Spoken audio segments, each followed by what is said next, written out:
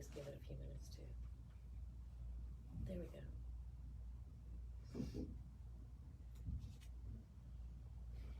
See, I didn't turn it down. See? It's far enough away.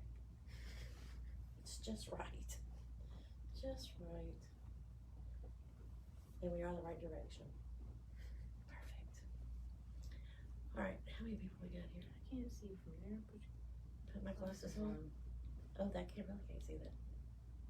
4, that's good. We'll start. Hi, everybody. How are y'all? Welcome to our Bible study. Will you shut that? Because Jeremiah's out there. Thank you. Welcome to our Bible study. I'm Vicki. You remember Mercedes. Hello. Tonight we have the wonderful and beautiful Miss Dana Sneed with us. Dana has attended church here as long as I've been here, so it's going to be a while. She has since, though, moved because she got an incredible job, so we don't hold that against her. We love her. We accept her anytime she comes home. So she goes back to work on Monday, so we're so happy to have her tonight. So thank you for meeting us here at church tonight. Tonight we have asked Dana to share with us her go-to verse. I hope that in some way or another that the Lord is able to use this in your life because she's really picked she's picked a few verses, which is fine. We leave that option open. So, Miss Dana, what is your go-to verse? Isaiah 55, 8 through 11. Mercedes, will you read the scripture, please? Right. Isaiah 8 or 8. All right. Isaiah 55, 8 through 11. For my thoughts are not your thoughts, and your ways are not my ways. This is the Lord's declaration. For as heaven is higher than earth, so my ways are higher than your ways, and my thoughts than your thoughts. For just as rain and snow fall from heaven and do not return there without saturating the earth and making it germinate and sprout, and providing seed to sow and food to eat, so my word that comes from my mouth will not return to me empty, but it will accomplish what I please and will prosper in what I send it to do. I have to say that says a lot, Dana. It does say a lot. So, why is this your go-to verse? So, this is one that has kind of helped me through a lot of different types of things. And I think one of the reasons that I keep coming back to it is just because it puts me in perspective. It's both an encouragement and a challenge. And I think that's why in several different instances, things that I've kind of been learning through and journeys that I've been on, I keep kind of coming back to this because I feel like it applies to almost every situation. And so the first time that I really came upon this verse and it really just stood out to me was while I was in college, and I just really had no idea what my future was going to look like, and I was really stressing about it. And so at that point... Wait a minute, you stressed? Oh yeah. You did? I did. I mean, I still do. So I dealt a lot with fear and a lot with control. Like I said that my biggest fear was uncertainty, and failure, but that was a different kind of situation. I am really learning a lot. I knew none of that about you.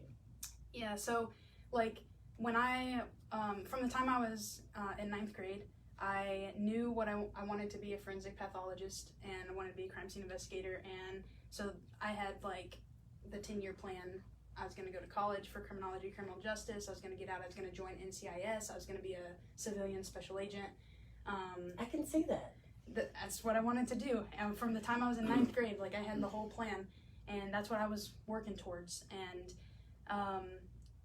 but then there's a lot of other kind of stuff. God was working in my life and my stuff that I didn't even realize he was working on, but then it built to a pressure.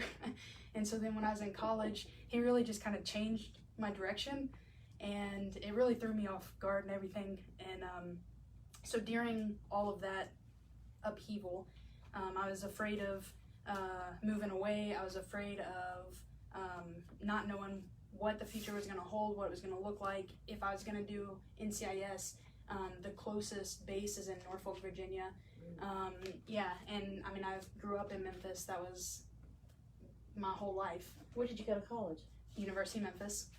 So it wasn't a Christian-based college. no, it wasn't a Christian-based college, but it was home and it was safe. I lived at home while I was going to college, and so that was all part of the plan. And so when God changed that plan, like all of a sudden, and that is a whole nother story we don't have time for, but it was through a lot of missions work and ministry that happened at the BCM, the Baptist Collegiate Ministry at the University of Memphis. And so through a lot of stuff that he was doing in my life there, I went on a mission trip. I went on several. It was a process, but that final one, the spring break of my senior year in college, I went on a mission trip, and it was just all that pressure just came to a head at that point, and I felt like God was calling me into ministry. At the time, I thought it was missions specifically. I love mission work. It just does so much stuff. It is. It's amazing, and it just kind of opens your eyes and it does. puts you in a whole different perspective. Mm-hmm. And so through that trip that I was on, I felt like I was being called to missions, to ministry. So I came back and told Brother Jeff, told the church, and so he was like, all right, well, you don't really have a plan, so I would recommend that you go to seminary. So I started going to seminary, and long story, God just kind of led every step of that process. But the thing was, I was terrified through all of it because it was not my plan, and everything that I had planned was completely falling apart. And so and the more I tried to hang on to that control, the more God ripped it out of my hands, right? Isn't that wonderful? Been there, Right? done that one. And you're just going, Right. So I had to come to a place. And that's where I first found this verse, where specifically in that case, verses 8 and 9. For my thoughts are not your thoughts, and my ways are not your ways. Your ways are not my ways. This is the Lord's declaration. For as heaven is higher than earth, so my ways are higher than your ways, and my thoughts are higher than your thoughts. And so that, I was just like, okay, so like at that moment, that first impact was humbling myself, because I thought I had a plan. I thought I knew how everything needed to go, and when it wasn't going that way, when I was losing control, everything was terrible. And I had to come to a point where I realized it doesn't matter if I'm taking if my plan is happening. It doesn't matter if what I think is the right way to happen. If God says that it's something else, his way is better than mine. And I may not be able to see it now. I may not be able to understand what it is that he's doing in my life, but I recognize that this is him. And when I can set myself aside, my own plans aside, my own thoughts and desires aside, and say, okay, this is where God is leading me. I know that. I can see that. And I had to come to a place where I learned, and I mean, I'm talking about like every step of the way. It was like he left it to where I had no idea what the next step was until that time to take the next step. And then it was super clear. And I would stress out. It's like, I don't know what to do. I don't know what's going to be next. So, I mean, like I did that with college, right? So if I'm not going to do crime scene investigation, then what am I going to do? What's next? Missions? Okay, well, it was perfectly clear. But what does that look like? As a single young female, like, am I going to go across the world by myself? Like, oh my gosh, like talk about terrifying, right? And so I'm scared. But what else do you do, right? And so Right. like at that point, it's like I didn't really know what missions looks like and what ministry looks like and all that kind of stuff. And so I think God intentionally left that really vague for me as I was walking through this journey, because he was teaching Make me you to let trust go of him. it, right? And teaching me to trust him, because his thoughts are higher than my thoughts, and his ways are higher than my ways. And so in that sense, it's humbling and it's a challenge, because it teaches me that I have to set aside what I think might be right. And I forgot to look this one up, but there's a verse in Psalms or Proverbs, I think. It says that man chooses his step, but God directs his path. And so I had to come to learn that, to understand that I'm making this decision right now, but it's not my path, it's not my plan. So like, I have to sit here and I have to struggle with this decision. I have to come to a place where, okay, I'm making this decision, but God is the one that's directing the path. And like, I don't have to worry about where that path is going to He is a go. light unto our feet and a lamp unto our path. He Right. shows us where we are, but it also shows us where we need to go. Right. And then even Proverbs 3, 5, and 6. Trust in the Lord with all your heart and lean not on your own understanding. In all your ways acknowledge him, and he will make your path straight. And so, like, all those truths, I mean, like, his thoughts are not my thoughts. And so I had, like, to me, that's just a challenge in this. And that has come up time and time again as for me, the biggest thing, and continues to be, is the future. Like, what does the future look like? What's next? I mean, moving to Kentucky was terrifying. I mean, all my family lives here. I've lived here my whole life. That was terrifying. But it was one of those things where, and this is one of the verses that helped me through that. I mean, it was so clearly God orchestrating the steps to get me there that I had no doubt it was God calling me there.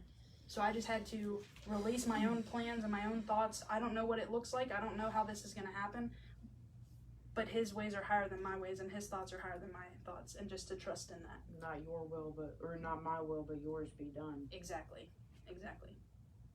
So in that sense, it's a challenge, but then it's also a great encouragement because I don't have to know what's going to happen.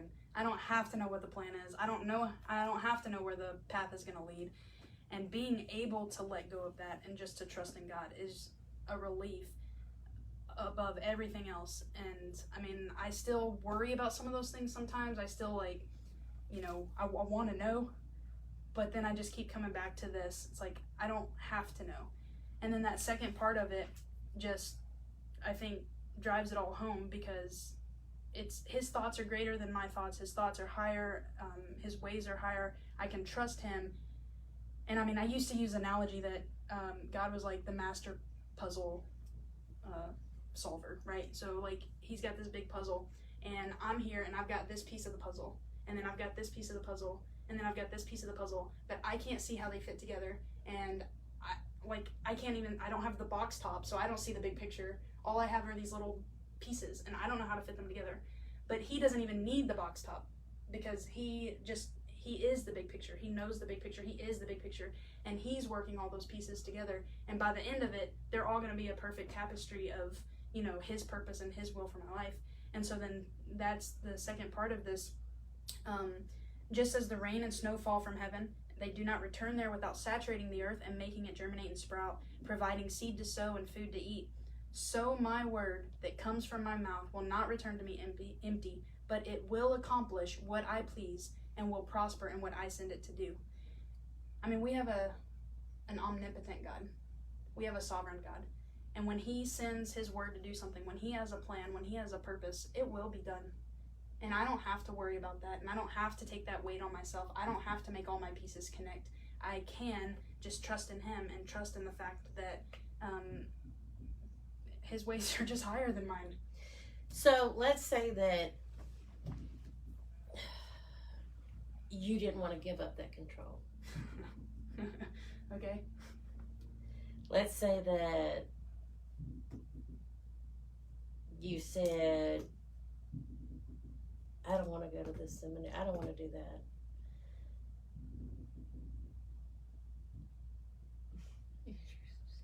Yeah, they're upstairs. That you're still going to end up where he wants you at. Oh, yeah. I mean, Well, you can fight it tooth and You can nail. go the easy route and just go with it, or you can just kick and scream and Oh, fight and. Because you know about that. Yeah. I'm good. I've been good at kicking and screaming and fighting. That makes me think of Ephesians 2:10. For we are God's we're his creation, created in Christ Jesus for good works, which God prepared ahead of time so that we would walk in them. He's prepared specific works for us to do. He has prepared good works for us to do. So he knows how hard-headed I am. He knows everything, and his ways are higher than our ways, and his thoughts are higher than our thoughts. And when he's got a purpose, it's gonna be done. Now we might make it harder on ourselves, Through the gravel and the muck, like we were talking about earlier. right? But his purpose is gonna be done, and what he sends is gonna come back successful in its purpose, No matter what. no matter what. So, you're And happy it's being always for our good. Oh, Oh yeah. Yeah. Romans and for 8:28. his glory. Mm-hmm. Because And I'm glad you said that, because I think a lot of people, especially Romans 8:28, they will take that God works all things for the good, for Mhm. good, right, and then just stop there. Mhm. But it's for the good of those who are called according to His purpose. Mhm. So it is about His purpose, and it's about His glory. And when I really think about it, I'm concerned because I'm a human. I'm concerned about my own life, right? I want to know what's going to happen for me. I want to know what my future looks like. I want to know how does this affect me. Mm-hmm. But God is the creator and the sustainer of the entire universe. And like, how many threads does he have? I mean, think about this, like going back to the puzzle analogy, right? So I've got this one puzzle that's my life, and he knows exactly how all those pieces are going to fit together. But it's more like it's like a 7 billion dimensional puzzle because you have a puzzle and you have a puzzle and everybody in this world has a puzzle, and God knows all the pieces on all those puzzles, and he knows how they fit together, right? Right now, all of our puzzle, this piece is the same piece in all of our puzzles to a degree, because we're sitting here in this Our room. pieces match. They fit we together. have matching pieces. Right. That's so nice, Dana. But they're gonna be spread, like, because come this weekend, I'm gonna go back to Kentucky, and so then our paths are gonna diverge again. But but that doesn't matter to God. I mean, like, he sees how all those threads work together, and it's like an amazing tapestry that he's weaving that we can't even understand. And I mean, and that's where that comfort comes in, because his ways are higher than my ways. I don't have to know how all these things work together.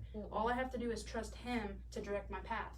And I can focus right here on the task that he's given me today, the step that he has placed before me today, and I can focus on that and let go of the control of the future.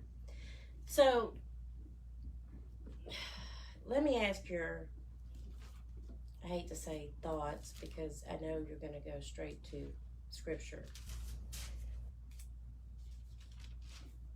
When we don't like something, because you didn't like the idea about moving to Kentucky. There was a lot of people here that didn't like the idea about you moving to Kentucky. But we knew that it was God's calling. Mm-hmm. So how do you, I know it's like they say it's just a hard pill to swallow when you just got to keep going. You know what I'm saying? Mm-hmm. But there's so many people really out there that don't swallow that pill. Which again leads straight back to what I said before, where we start going this way and he's steadily pushing. What do you tell people when they don't want to walk that path and stay on the uppity up? You know what I mean? What do you say to people that, because you can sit there and beat it in their head until the cows come home, and they still just, It's up to them at that point. You've done your job. It is up to them to use the tools that has been provided for them. Yeah, I'm starting to learn how to use my tools. Okay, Vicky. Well, Paul told Timothy in 2 Timothy 1, 9 particularly, but because Paul, has long sentences, I'm going to start in verse 8. He says, "So don't be ashamed of the testimony about our Lord, or of me, his prisoner. Instead, share in suffering for the gospel. Rely on the power of God." Okay, so relying on the power of God, who has saved us and called us with a holy calling, not according to our works, but according to his own purpose and grace, which was given to us in Christ Jesus before time began. So even our salvation, even our calling as ministers of God, as Christian people that are working within the church and in evangelism outside the church, our calling is all not based on our works, not based on our desires, but based on his purpose and his grace to which he has called us. Because even our good works are as filthy rags. Absolutely. So I would say that if you're wanting to hold on to control, if you're trying to do those things yourselves, then you are not living in a manner worthy of the gospel, as Paul tells the Philippians to do. So, I mean, it's not just, am I holding on to control? Am I not taking that step to trust God? It's, am I living the Christian life the way that I'm supposed to live the Christian life? I mean, easier said than done. Well, oh yeah. But Oh yeah. but I mean, I'm about to reach 50 and I have that problem. Because trust me, I work within the government. It's not easy. not easy. Going back to verse 10 in Isaiah 55, for just as rain and snow fall from heaven and do not return there without saturating the earth and making it germinate and sprout and providing seed to sow and food to eat, into 11, so my word that comes from my mouth will not return to me empty, but it will accomplish what I please and will prosper in what I send it to do. I think about evaporation. You know, rain, snow, it hits the ground, it waters, you know, the plants and everything, and then the sun draws it back up and evaporates back up out of the ground. So it's sent, obviously, to do, it has a purpose. So when you take it is, you know, so my word that comes from my mouth will not return to me empty. For us, it will increase our spiritual growth. So it serves a purpose here, and then it gives him his glory. It will come back to him. He will get his glory, but in the process of that, our spiritual maturity increases. Yeah. And I think if you want an application, you were kind of asking, like, what would you tell people? I would say go back to verse 6. Seek the Lord while he may be found. Call to him while he is near. Let the wicked one abandon his way, and let the sinful one his thoughts. Let him return to the Lord, so that he may have compassion on him, and to our God, for he will freely forgive. For my thoughts are not your thoughts, and my ways are not your ways. So, I mean, I think, and this whole, you can go back and read this whole chapter, it all plays into that same kind of idea. You're seeking God. If you're seeking him, then you're not going to hold on to that control. I mean, you may in moments, and it may be a struggle like everything that we go through in our sanctification process, but if you seek God, you cannot seek God and seek self. Yeah, it's one or the other. Yeah. So, you didn't kick and scream. I probably did the first step of that journey, but once I realized that God was teaching me these things and that he was leading me along a path that I couldn't see, I just had to learn. And I mean, it was terrifying. I mean, each step has gotten a little bit easier in the sense of, because of the experience, I understand that I can and should trust God. And so the decision to trust God becomes easier. The fears don't necessarily always become easier. The struggle to want to know what is going to happen, how is this going to affect that, what is that going to look like, those things are still a struggle. And I mean, like, I was terrified to move to Kentucky, but it was never a question of whether I was going to or not, because it was so obviously clear that that was God's path for me. And I had learned from these other things through college and through seminary and through the missions trips and all the things the ministry that I had learned how to do here. and a lot thanks to Brother Jeff, continually pushing me outside of my comfort zone. Oh, yes, he did that very well, didn't he? Yes, he's very good at that. Yes. So through all of that, where I couldn't see where God was leading me, but I think, I know that all of those steps along the way were preparing me to make this decision. Not saying that that's the last decision. This decision, the decisions I'm making every day now, still may be in preparation for some future decision. But I can look back now and know for sure that God has been preparing me, and that He has been training me, and He has been teaching me to just trust in Him, to rely on Him, to give up the control, even when I'm terrified, even when I want the control, even when I want to know what.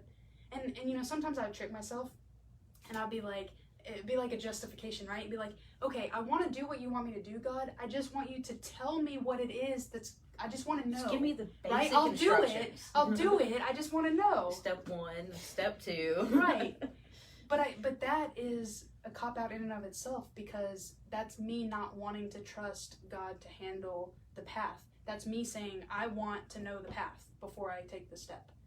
And that's not trusting God. Trusting God, at least in my instances. I'm not saying that God never shows you what the path is going to be. He gives different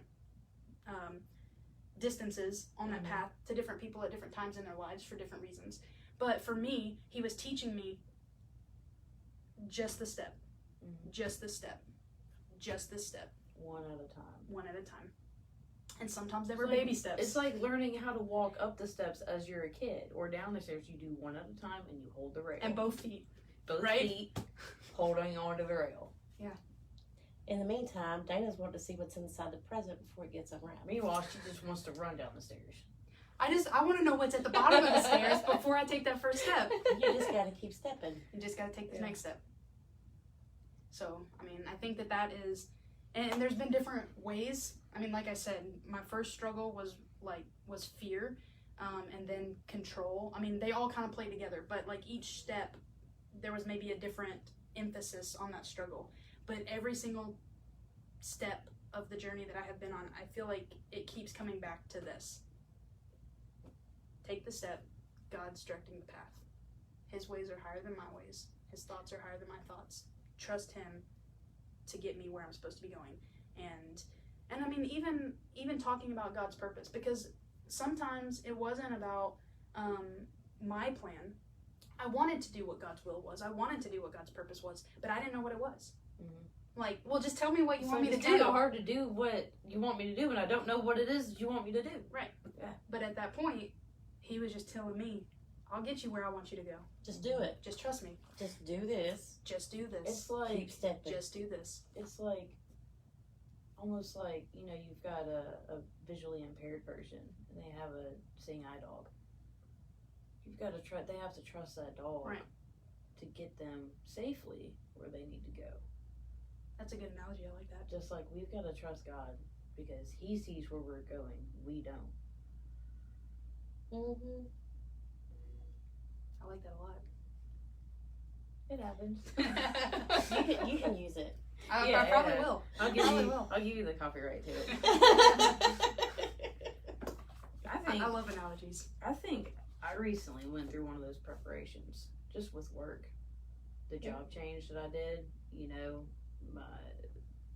the thing that happened with all of that in my old job, and then so I changed positions in my old job, and then COVID happened, and then they ended up at Evergreen, and Elena had told me when all that was going on with my other job was, there's a reason. You're being Yes. prepared for this for a reason. I'm like, okay, sure, whatever. I'm gonna rectify this situation, and I'll be right back to where I was. No. No. Well, look, Dana's in Kentucky. I mean, Yeah. Right? who would have Yeah. thought that? Yep. Not me. Yeah. And so another, more of a story, more of an account than a verse, but I always think of the account of Joseph in Egypt, because his brothers sold him into slavery, and then God used Joseph in Egypt to save the nation of Israel. It wasn't a nation yet, but he saved his family that would become the nation, and then allowed the nation to be preserved in Goshen under the protection of Egypt so that they could grow large enough to be a nation when God got ready to pull them out. And so, I mean, that is the perfect account to me, to just see how God has all these threads that he's pulling together, and we may not see it. And I mean, Joseph didn't see it. Joseph died in Egypt. He didn't see God pulling his people out of Egypt, but God was working his purpose, and he was using these different people and these different things to his purpose. And in Genesis 50:20, we've got that famous verse where Joseph says, "You planned evil against me. God planned it for good, to bring about the present result, the survival of many people." And so It goes back to the one in Romans. I mean, his brothers made an evil choice. Mm-hmm. They did a wicked thing, and God used that to bring about good, not only in Joseph's life, not only in the brothers' lives that made the evil choice, Mm-hmm. but also in the nation of Israel, and therefore all of the rest of us. I mean, God's ways are not our ways. His ways are higher than our ways. His thoughts are higher than our thoughts, and we can trust him. I mean, I couldn't have written a story that was so perfectly woven to make something incredible like that happen, where all people throughout all of history are impacted. So why should I want to take that control? True. So every time I come back to this, it's both an encouragement and a challenge to humble myself, to give up the control, but also an encouragement that I can, and it's better if I do. Mm-hmm. Because we all know what happens when you don't. Mm-hmm. We all know that it's not a pretty sight. You would think that we'd learn. You really would. How many times do you just fight and fight and fight and fight? I can't. It's like you would think count. that we would just learn the first time Well, or the second time, at the age but that not I am, like the 10th time. at the age that I am, I sit back now and I'm like, I'm not gonna worry about this. Now, I'm not gonna stress about this because I don't have any control over this. And just like with my kids, they all go through their own thing, because there's 5 of them, and the older ones are grown and they're moved out, they have their own life. Well, they're all grown now, but I mean, the older ones. I have a stepdaughter that's 30. No, she's not. She would kill me if she heard me say that. She will be 30 in January. But, all you can do is just, when they come to you, is just try to show them and try to tell them, and just keep impacting it on them. I have friends that are young that still cease to listen to me sometimes. Can you believe that? I can't believe that. And I've been through the ringer 25,000 times in my life, and I keep trying to tell them, you don't just give it over. Give it up. Stop trying to control it. But, I was the biggest control freak ever for a very long time. And I'm here to tell you, I have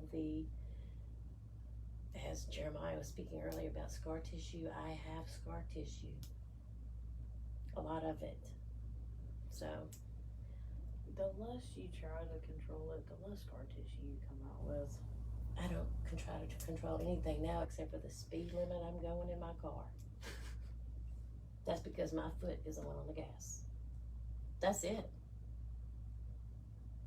Honestly, my children are grown. All I can do is give them spiritual advice when they seek it. That kind of goes back to one of the things I said in our very first video, which was do the things that you know you can do, handle the things that you know you can handle, and the rest that you can't, give it up. Give it up. Well, what time is it? I don't know. You have a watch on your arm. Jenny at some point said, I can't hear you. Too bad. We're done now. Oh my gosh. It's way over time. That's okay. Sorry. Nobody goes on after us No, anyway. no. Nobody goes on after us. Why do you think I'm gonna pick this time? There's nothing scheduled to come on after us, and there's nothing before us. We have the whole Thursday. Nice. But yeah, that's why I picked Thursday.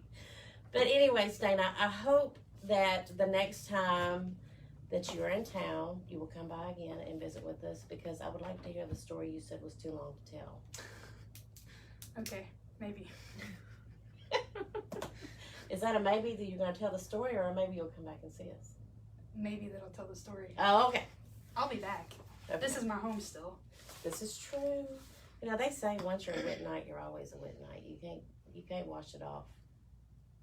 You can't. We're not dirt. Well, You're that freckle that we think is dirt. And yeah, we you go, scrub it, you scrub it. oh, that's not coming off. But I hope that you have enjoyed your time at home, even though it was because of this COVID. Mm-hmm. But Yeah. we're very thankful that you've been home for the time you've been home. I hope you have a safe trip back to Kentucky. Thank you. I hope that you continue to enjoy your job, which, from what you were telling me before we started this, it was definitely the Lord putting you there.